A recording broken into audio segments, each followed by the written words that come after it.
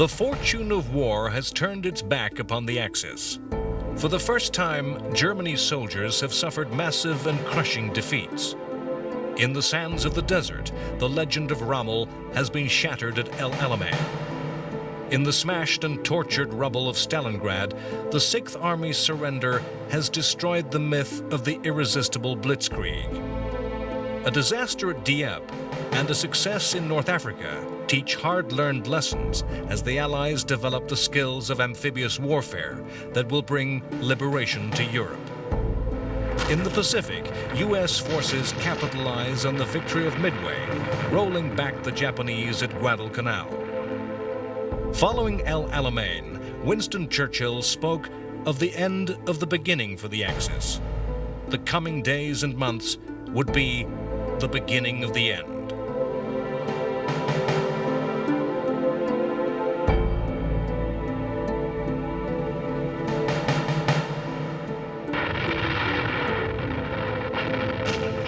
The Battle of El Alamein in November 1942 had been decisive. The Afrika Korps had been forced into retreat. British General Montgomery's pursuit of the German forces had been so well organized that every time in this retreat across western Egypt and then Libya that Rommel had turned and attempted to make a stand, he had been defeated and sent on the retreat again. For the last time, the war would sweep back across Libya, across the desert over which fighting had raged back and forth for the previous 2 years. Early in 1943, the Afrika Korps had been forced to withdraw from the Italian colony of Libya. British troops entered at Tripoli, the capital of the territory. They had expected to fight, but found the city deserted, the Axis forces having withdrawn. In the face of pursuit, the Afrika Korps and its Italian allies had withdrawn into the neighboring territory of Tunisia. The fighting in the desert of Libya now began to merge with the campaigns fought by the Axis against the Anglo-American forces which had landed in Algeria and Morocco in Operation Torch. The forces were mostly American and under the command of Dwight Eisenhower. Through late 1942, these armies had advanced along the coast of Algeria towards Tunisia.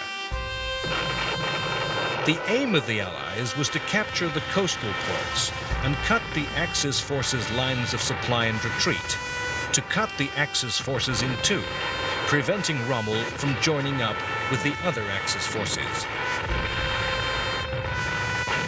In February, it was the turn of the Americans to encounter the genius of Rommel, when at the Battle of Kasserine he struck, as usual taking his enemy by surprise. Rommel's tanks operated in terrain dismissed as difficult to armor. The German attack caught the Americans unprepared and struck at a position that could have led to a decisive defeat of the Allied forces.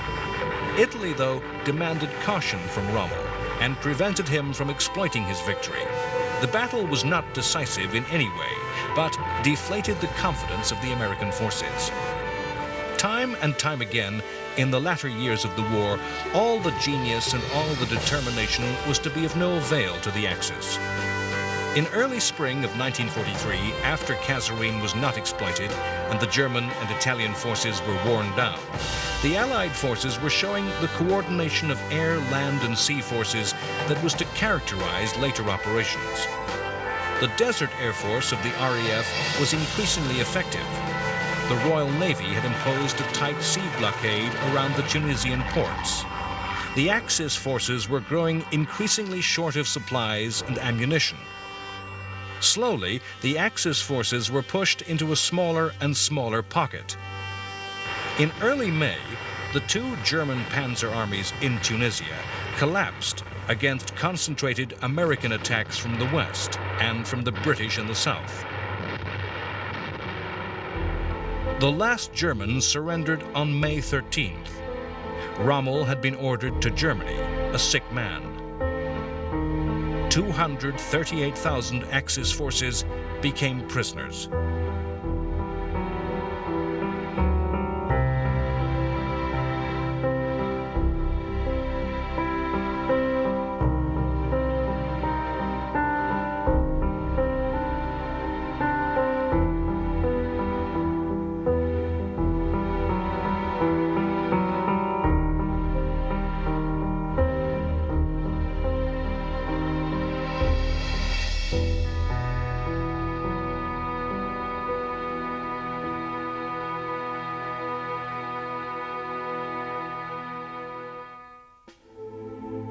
The operation in North Africa was a slow-moving process for the Allies, but lessons were learnt that were to pay results in the coming years.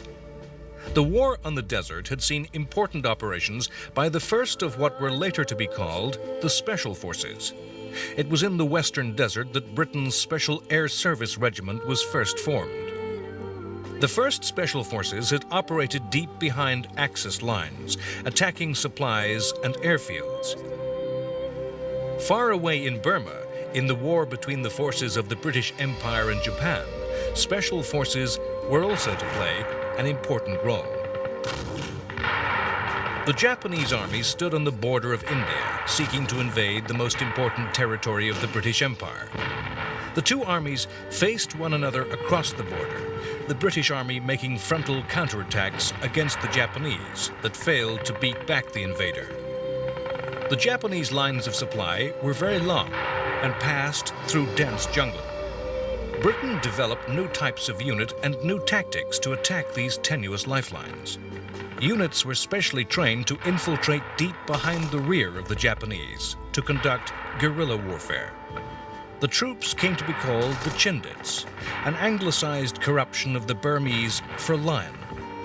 In the first wave, 3,000 Chindits entered Burma. They combined the traditional with the modern. Chindit columns cut through hot malarial jungle with mules as their means of transport. Supplies were entirely by air, enabling the Chindits to have complete independence. The men who became Chindits were special soldiers who had to endure great hardship. Their way of fighting was reminiscent of guerrilla freedom fighters. The stresses of climate and disease broke men easily. The wounded frequently had to be left alone in the forests for later rescue. The Chindits made massive sacrifices in many operations, suffering casualties of 1/3. The fighting in Burma was the longest campaign fought in the war and was fought by the Japanese with two aims. They planned to invade British India. Once liberated from colonial rule, as the Japanese called their Asian conquests, the wealth of the subcontinent would be used to support the Japanese war economy. The Japanese also aimed to cut the only remaining land route via which supplies could reach and support the nationalist Chinese forces, a long, tortuous road that wound through mountain and jungle. Once they had succeeded severing this lifeline, supplies could only reach China by air, and a massive logistical operation was mounted by the United States Air Transport Command to fly the material of war. The air route became known as the Hump and was hazardous for the air crews involved, as the flights had to be made over high mountain ridges at the maximum height that the aircraft could safely operate. A pilot might have to take off in a tropical monsoon, fly through areas of severe turbulence, and have to endure icing before landing. Massive resources were poured into keeping this air route open. Eventually, a maximum of more than 20,000 U.S. airmen, 47,000 civilians, and 300 aircraft were used.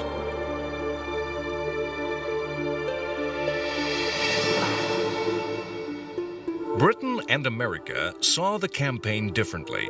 The British, under General William Slim, fought to defend territory for the sake of defending territory, to protect their Indian empire. The British forces aimed to push back the Japanese down the length of Burma. With Burma's long coastline, an obvious strategy would have been to use the amphibious landings to outflank the Japanese. But the Allied landing craft were needed elsewhere in the world, and the British troops were condemned to fighting a long war on land with the use of the Chindits deep behind enemy lines.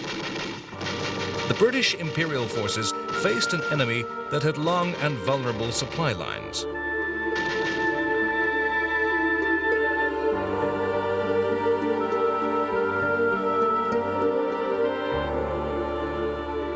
To supply their forces that stood on the border of India, the Japanese constructed the infamous Burma Railway.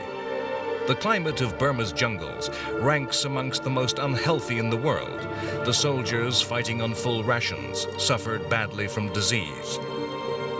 Japanese contempt for both the surrendered prisoner and of other Asian peoples meant that the 61,000 Allied prisoners of war and the forced native laborers that built the railway were forced to work under conditions of slavery and made to live on a starvation diet.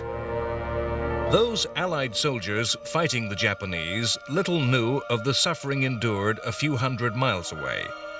12,000 prisoners and 90,000 native laborers died. The story of the Burma campaign and the railway, in both fiction and history, is infamous. The Americans saw the defense and recapture of Burma as a means to an end, believing it important to supply China and so place pressure on the Japanese.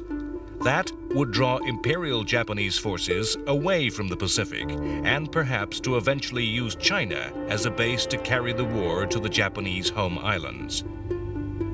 Under the leadership of U.S. General Stilwell, American troops operated in northern Burma and southern China alongside American-trained Chinese forces. Their goal was the creation of a new land route, a road and oil pipeline between India and southern China.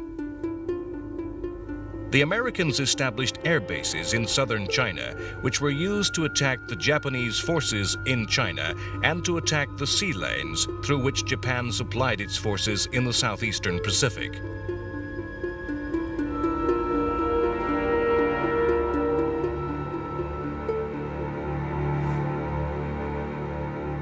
Those occupied territories over which the Japanese had spread a wave of conquest in a series of lightning campaigns in the early months of 1942 were the target throughout 1943 of a long, drawn-out series of attacks. Attacks by Allied forces aimed to roll back the Japanese, island by island, archipelago by archipelago. The goal of the Allies was to shrink the perimeter of the vast area under Japanese domination in order that the Japanese home islands be brought under the range of strategic bomber attack.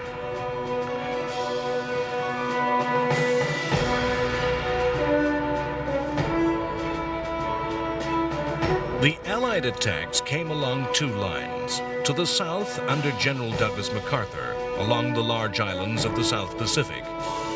As the forces island hopped, air bases were established, which would control areas of the Pacific.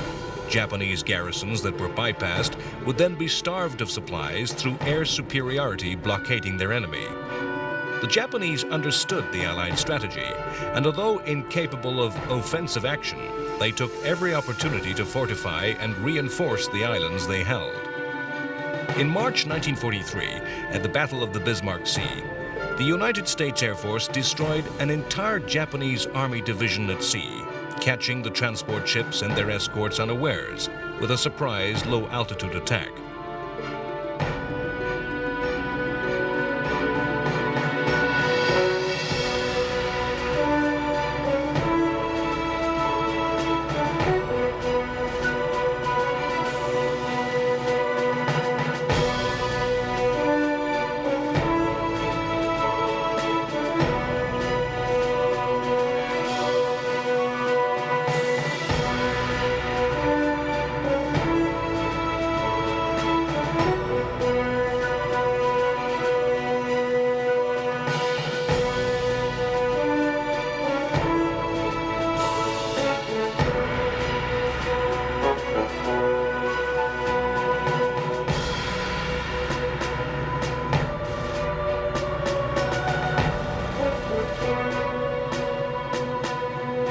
All through 1943, American and Australian forces fought to drive the Japanese from the island of New Guinea, which Japan had invaded as a stepping stone to Australia.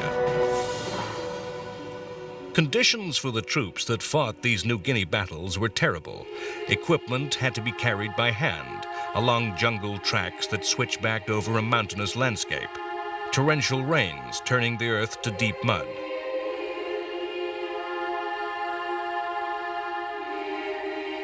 Supplies were brought in by air or portage from New Guinean natives who fiercely opposed the Japanese invaders. The shortage of food was a constant problem for both sides.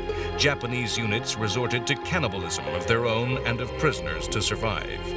But by far the greatest killer in New Guinea was malaria, which, compounded with starvation, claimed thousands of victims in both armies.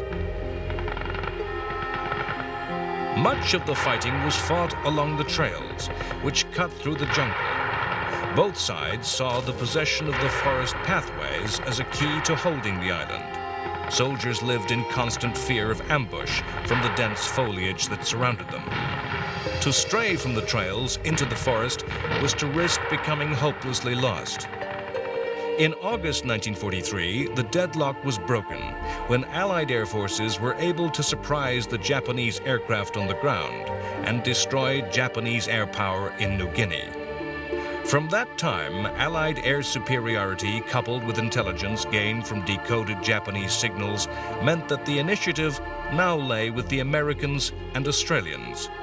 The Japanese were to be driven into the depths of New Guinea's jungles and mountains to carry on resistance in determined defiance. To the north of MacArthur's advance, the U.S. Navy made another strategic thrust, but of a more revolutionary nature. The southern attacks were short moves of little more than 100 kilometers. They were jumps between large land masses. Such projection of force through amphibious operations were not new in military history, and were projections of power that the Roman Empire would recognize. The massive industrial expansion of the Allies enabled a radical projection of force to be made. The U.S. Navy had been rebuilt following Pearl Harbor and had assembled a huge fleet of the most modern aircraft carriers. These forces enabled the American Navy to mount island-hopping operations over massive distances between islands thousands of kilometers apart in the Central Pacific, amongst the tiny coral atolls. The forces of Japan were everywhere outnumbered, and in a series of operations, the American forces drew ever closer to the home islands of Japan.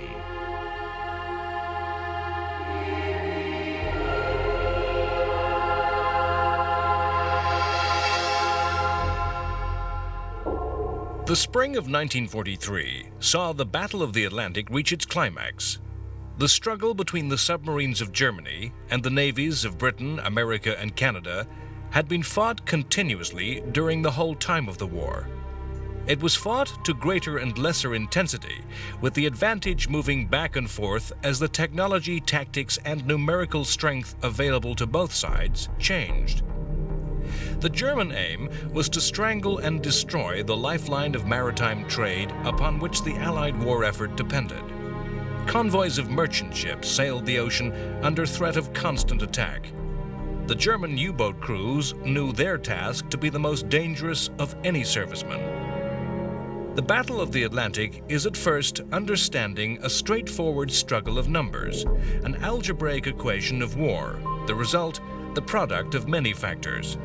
The volume of supplies needed to cross the Atlantic, the extent to which the British people could tighten their belts, the rates at which merchant ships and their warship escorts could be sunk, the numbers in which U-boats could be destroyed, the speed with which the shipyards of the Allies and the Axis could replace the losses. The spring of 1943 had seen the equation become ever more complex. Now it would be truly seen that the soldier fighting in the snows of Russia and the sands of the desert were one with the sailor and submariner, fighting the same fight. With British and American forces now on the offensive in North Africa and the Pacific, and indirectly supporting Russian war effort, it was the turn of the Allies to be stretched. The landing in North Africa needed support and convoys. There was more shipping at sea, and escorts had to be spread thinner. The Allies were forced to concentrate all their transatlantic shipping to one route, making the task of the U-boats easier. When in early spring 1943, the Germans were able to raise the number of U-boats all of a sudden from nowhere, the Allies were in crisis, and sinking of merchant shipping grew to dangerous levels. But the fact remained that now the initiative lay with the Allies. In January, faced with the losses, the Battle of the Atlantic was made top priority in the strategic planning, and all effort directed into the U-boat war. Special long-range aircraft were deployed, aircraft carriers now introduced to escort groups. The Battle of the Atlantic had been a grim, long slog. Now the American and British navies forced a decisive battle, making the dark calculation that the loss of 2 merchant ships for each U-boat would break the German Navy. By May, although shipping losses had reached their highest ever, more than 100 German submarines and their crews had been lost. The U-boats were withdrawn. It was another Allied victory, no less crucial than Stalingrad or Midway.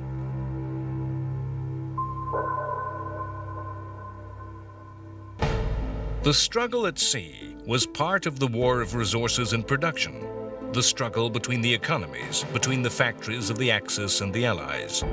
It was a struggle won by Britain and America and their allies, particularly Canada, who had mobilized earlier and utilized their economies better than the Axis, mobilizing the skills and talents of women, and extracting every scrap of effort and ingenuity to make more and better materials of war, and release as many men as possible for the armed forces. America did not use coercion to provide the workforce. Neither men nor women were conscripted. The energy and programs of the New Deal were continued. Vast migrations of population moved across the United States, lured by war work. The British economy overmobilized and had to recall men from uniform. The direction of the individual's life in the wartime economy was complete. 10% of Britain's conscripts were sent to the coal mines, not the forces. Maintaining the effort in the war factories, where long hours were endured, once the threat of immediate invasion or defeat had passed, was difficult. High wages and natural patriotism were not enough, and war workers in all countries were the targets of extensive propaganda campaigns. In America, the famous character of Rosie the Riveter was created to motivate women workers. In Britain, General Montgomery toured factories using his own individual brand of charisma to motivate the workforce. If the battlefront and the home front really get down to it this year, we can get the thing almost finished, that next year we just topple it open.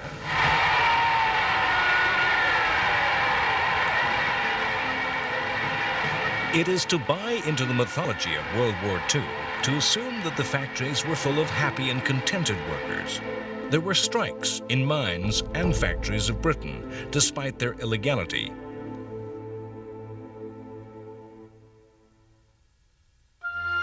The Industrial War was not simply a war of quantity. It was also a war of quality. The Allies and the Axis competed to equip their armed forces with better weapons. The secret weapon, the new weapon, features large in the fiction of the war. Science and technology did play a great part in the fighting. In March 1943, in a battle of this high-technology war, the British Royal Air Force mounted its famous Dam Buster raid. Using a revolutionary bomb that bounced on the surface of water, the RAF attacked the 3 dams in Germany's industrial region. The attack required great bravery and skill of the pilots to fly a big, high-altitude strategic bomber, the Lancaster, at low level. History merges with myth in the Dam Buster story. The raid cannot be counted a success. Although there was much flooding, industry was hardly affected, and the dams soon repaired. The secret weapon, the bouncing bomb, was never used again. Many of the innovations were far less dramatic, but had greater impact. Allied fighter pilots in air-to-air combat enjoyed the advantages of the proximity fuse. A wartime invention, a miniature radar would explode shells as they neared the enemy aircraft. Science contributed in many ways. Scientists and mathematicians created the new discipline of operational research into the way military operations were conducted. The optimum search pattern used by an aircraft hunting a U-boat would be the product of scientific calculation. Much of this work remained intensely secret, unseen by the civilian and the ordinary soldier. In March 1943, the greatest secrets still remained buried deep, their full meaning known to but a few. The war of technology, though, was not one-sided. Germany had its own scientists, and in the months to come, Britain would feel the impact of Nazi secret weapons.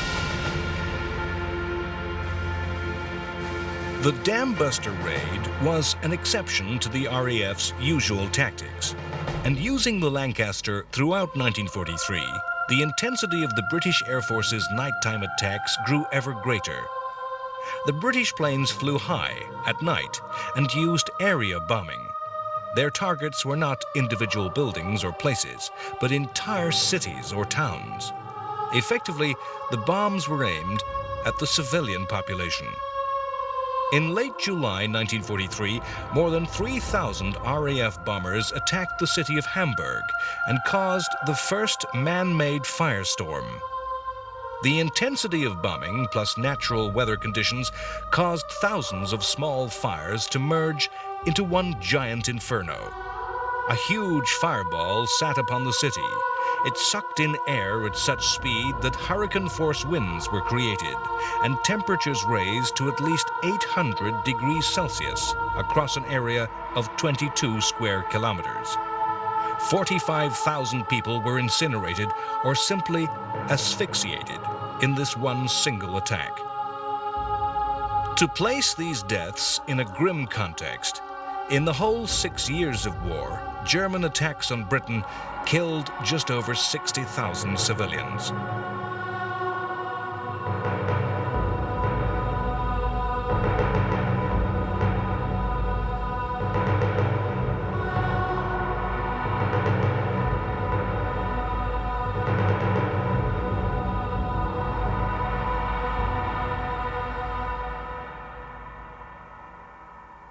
The United States Air Force mounted massive daylight raids aiming to make precisely targeted attacks upon targets of strategic importance. The U.S. Air Force had practiced these surgical strikes against French targets. In these attacks, they operated under the cover of friendly fighters. In spring 1943, the U.S. AAF left its escorts behind and attacked targets deep in Germany. The crews of both American and British bombers needed courage. There were few more dangerous jobs in any regular armed forces. Nearly half of the young men who flew these missions never came home. German air defenses became ever more efficient with radar-guided anti-aircraft fire. The Luftwaffe perfected night fighter tactics, and the German fighters were as deadly to unescorted bombers in daylight as had the Spitfires and Hurricanes of the RAF been in the Battle of Britain. The losses of the attacking aircraft were extremely high. When, in the autumn of 1943, the RAF began to attack Berlin, over a period of 5 months, it lost more than half its total strength, attacking just that one city. Losses on the American side were equally as bad, and in the end, the bombers had to be withdrawn.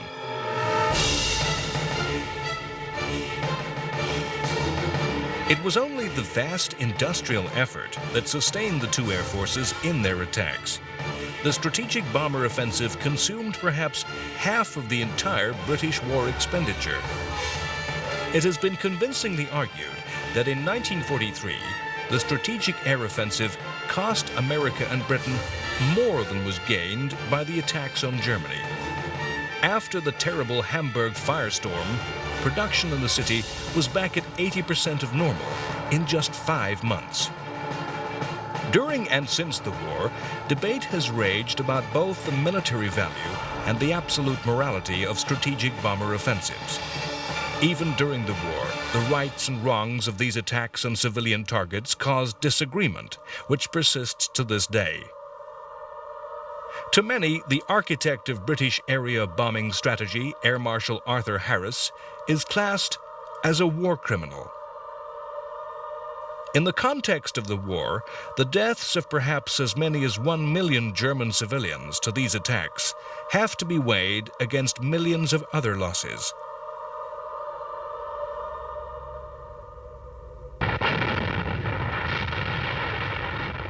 Germany's major effort in the war was focused in the east. The defeat at Stalingrad in January 1943 had left Hitler shaken and fearful of decision, and had left the Soviet forces temporarily exhausted.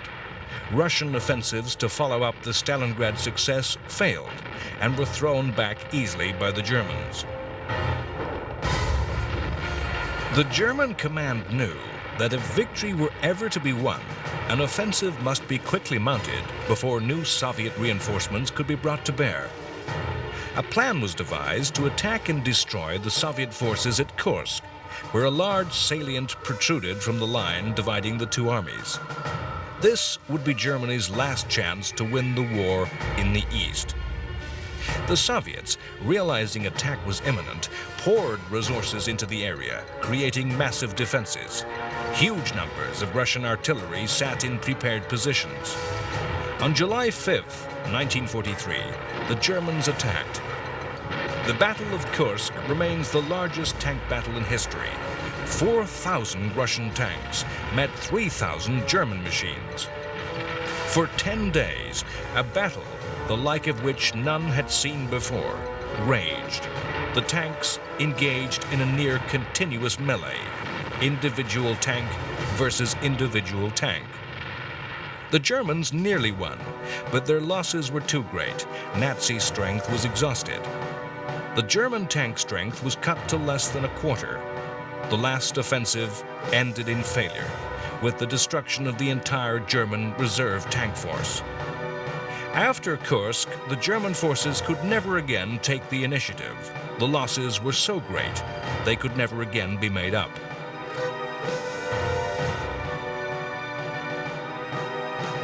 Hitler ordered that the German army retreat behind a specially constructed line of defenses, to be called the East Wall, and hold that line. Resources, though, had not been available for its construction, and for its most part, the East Wall remained a line on the map.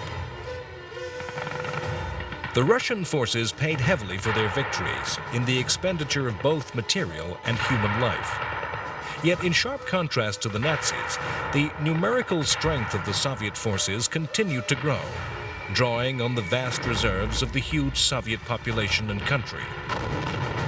Following the summer, the Soviet army paused to regroup and plan for an offensive in the winter under conditions that naturally favored the Russian soldier.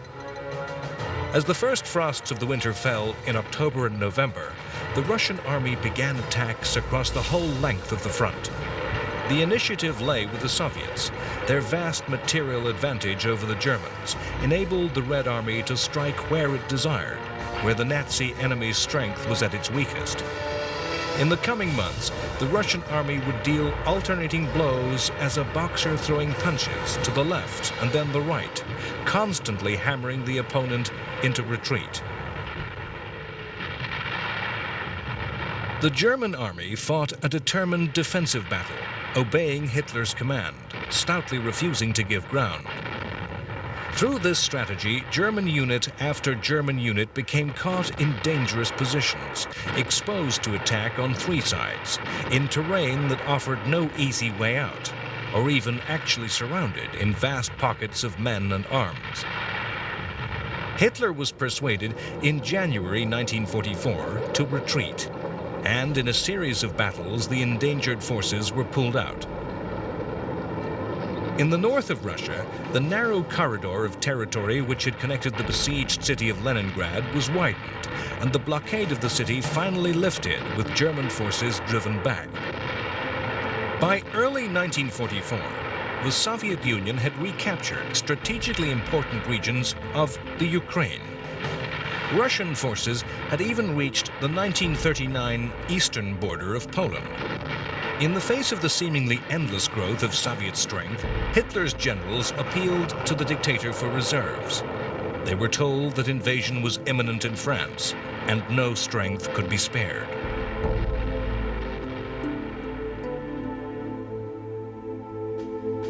In the summer of 1943, when the Battle of Kursk was at its height, Hitler had been distracted by yet another challenge from the Allies.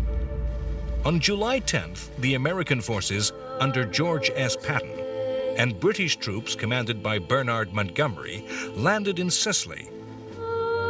The aim of the attack was to surround Germany with pressure on all sides and force Hitler to draw strength away from Russia. The Americans were unconvinced about the landing.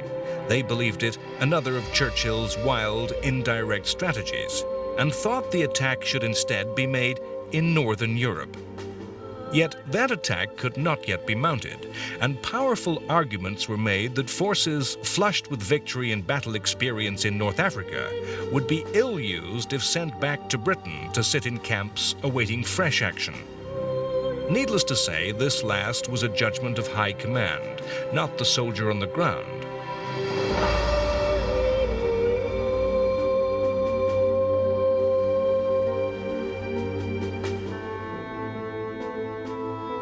The invasion of Sicily was to a pattern repeated in the latter years of the war.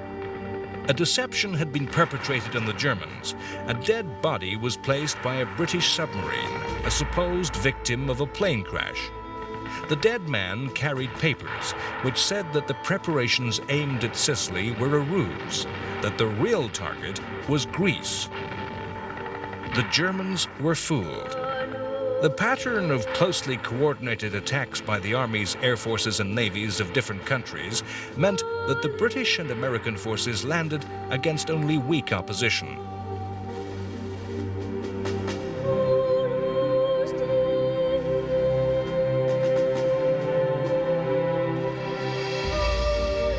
The terrain of Italy was easily defended and made the use of armor difficult.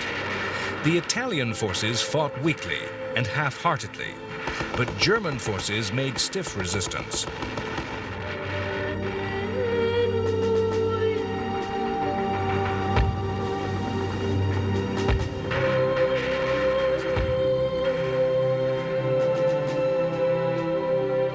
Using seaborne force to outflank successive German lines of defense, the Germans were driven back and evacuated the island by the end of July. The capture of Sicily brought little military advantage. The German forces drawn into the campaign were not in the main taken from Russia. The Allied lines of communication to the Middle East, which Sicily threatened, were already secure. Yet the invasion did bring about dramatic political change in Italy. The Italian High Command, who had never truly accepted Mussolini and fascism, were convinced by the failure of the Italian forces that Italy should change sides. On July 25th, Mussolini was arrested and imprisoned, and the new Italian government immediately entered secret negotiations with the Allies.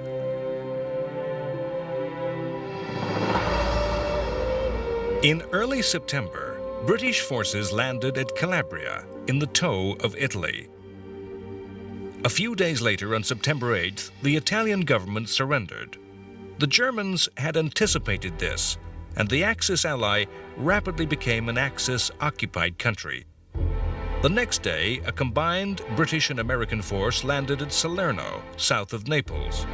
The aim of the two landings was to capture southern Italy in a giant pincer movement. The experience of the two halves to this operation stand in sharp contrast.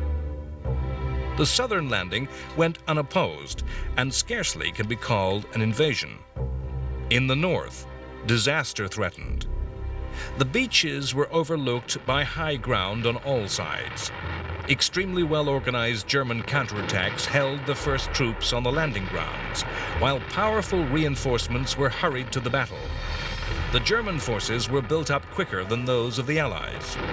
The airfields that the Allies captured and intended to use for reinforcements were kept under fire by the Germans. New weapons, the earliest guided missiles, were used by the Nazis to attack warships supporting the invaders. Within days, the Americans and British were in a desperate position. and plans were being made for evacuation. To save the situation, U.S. paratroopers were dropped onto the beachhead. Naval warships hurried extra troops from Egypt. Extra battleships of the Royal Navy were brought to bear, and the British RAF in the Mediterranean abandoned strategic bombing and brought its heavy bombers to bear in tactical ground support. Eventually, the other half of the Allied forces coming from the south joined up, and simple weight of numbers made the German forces withdraw to form a new defensive position to the north. While the fighting at Salerno was at its height, German special forces made a daring raid and rescued Mussolini from his captivity. The Italian dictator was installed by the Germans as the dictator of a tiny fascist puppet state in the north of Italy. The comparative success of the Germans at Salerno convinced Hitler that the Italian campaign should be fought in a spirit of complete defiance, that not a centimeter of ground should be yielded. The campaign was to become a long drag of attrition, to be fought up the entire length of the Italian peninsula. The Allied armies were forced to make frontal assault after frontal assault against prepared German positions. Wider demands on Allied resources meant that the British and American armies were matched numerically by the Germans. Only in air power did the Allies have an advantage. The German troops were of the highest quality. Their defensive positions dug in place in steep rocky hillsides were not easy targets for the air forces. The Germans had only to defend. Shortages of fuel did not affect troops which had no need to maneuver. The Italian campaign saw the greatest involvement in World War II by South American forces. Brazil had declared war upon Germany in response to the intense provocation of repeated U-boat attacks upon Brazilian shipping. 25,000 Brazilian troops took part in the fighting in Italy. The fighting in Italy has been described as that part of World War II which most came to resemble the First World War, where attackers were forced to make assault after assault against fixed lines of defenders, with vast expenditure of life for tiny gains of territory. If there was a battle that was the equivalent of the Western Front, it is the Battle of Monte Cassino. The German army held a tall hill, atop which sat a medieval monastery. The hill dominated the entire line separating the armies. It was a position that controlled the whole front.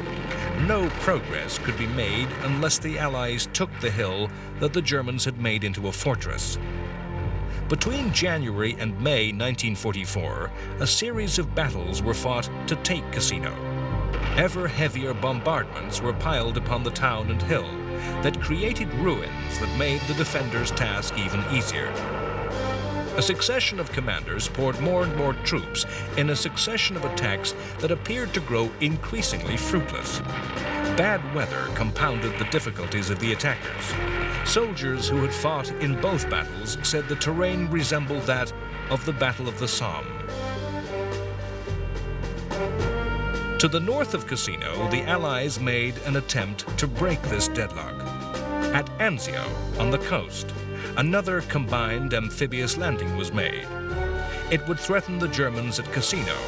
It could threaten to attack Rome and capture the Italian capital. This attack, too, became bogged down against determined German attacks that were both well-planned and skillfully improvised by some of Germany's better troops. The Germans forced the Allies to reverse their strategy.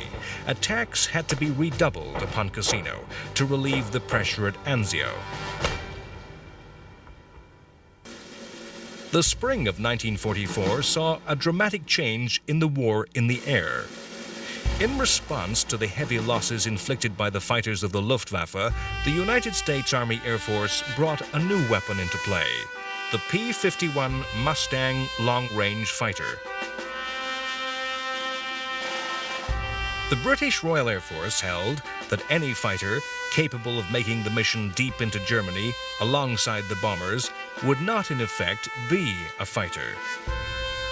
The weight of fuel such a craft would have to carry would make it impossible to obtain a performance to match that of Germany's excellent fighters.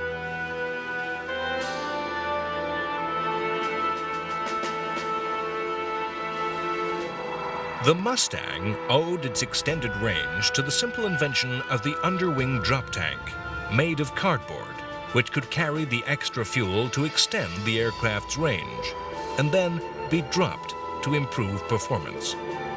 The new fighters were not simply long-range. They were also of a superior design as fighting machines that could match any fighter that the Luftwaffe could put into the sky. As 1943 turned into 1944, the United States Army Air Force began a bombing campaign which was, in the end, to prove decisive. The bombers were now used to draw up the defending fighters that were engaged by the Mustangs.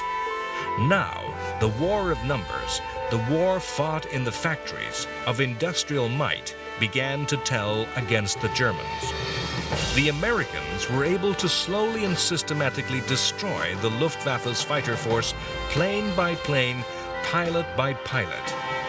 In February, mass attacks by the long-range fighters were coupled with bombing raids by both RAF and US Air Forces aimed at German fighter production. Factories were targeted for the full weight of the Allied Air Forces. Plane by plane, pilot by pilot, the German Air Force was destroyed. As its strength grew weaker, the task of those pilots that remained grew more difficult. It became easier for the USA to make daylight raids, easier for the RAF at night. In the late autumn of 1943, for the first time, all three leaders of the Allies met together at Tehran, in Iran. Britain and America agreed that the invasion of France would go ahead in the following year, accompanied by landings in the south of France. Stalin agreed that the Soviet Union would mount an offensive in the east at the same time. There was an unwritten and highly secret agreement that once the war against Germany had been won, the Soviet Union would attack Japan. Nowhere in the world could the Axis forces take the initiative. Nowhere could they carry war to their enemy. Axis strategists were helpless to counter Allied attacks, bereft of inspiration that would counter the moves of their opponents. Everywhere, the Axis soldier waited behind defenses, scanning the horizon for the signs of attack. Everywhere, the Axis civilian lived in fear. In the spring of 1944, the warring world knew the endgame of the fight was about to begin. A year before, the Allies at the Casablanca Conference had spelled out their war aim as the unconditional surrender of the Axis forces. Now they prepared to take the final steps that would destroy their enemy. Next time on World War II, The Complete History, the deadlock breaks at the Battle of Monte Cassino and Rome falls to the Allies. As Rome is liberated, the great invasion of northwestern Europe begins on D-Day with Operation Overlord. The greatest amphibious operation in the history of warfare sees Allied armies swarm ashore the coast of Normandy. Simultaneously, American armies land in southern France. By the end of the summer, Free French leader Charles de Gaulle leads a victorious entry into Paris. Swamped by the force of numbers, the Nazis respond with secret weapons, using technology that belongs to the future. The first cruise missile, the V-1, appears in the skies of England. Then, more deadly, the first ballistic missile, the V-2, brings death to London. The British government at first denies that a new weapon has been unleashed. An attempted assassination of Hitler fails. In the Pacific, the Japanese islands come within range of new giant B-29 bombers that bring systematic devastation to Japan's cities. Douglas MacArthur fulfills his vow to return to the Philippines. Japan invokes mythology and history with the kamikaze suicide attacks. Everywhere, the Nazis are rolled back. Greece is liberated, but there is no peace for its people as civil war breaks out and Greek kills Greek on the streets of Athens. Attempting to shorten the war, British General Montgomery commits his airborne forces too far with attacks upon Rhine crossings at Arnhem. The result is disaster, and the war continues into yet another year.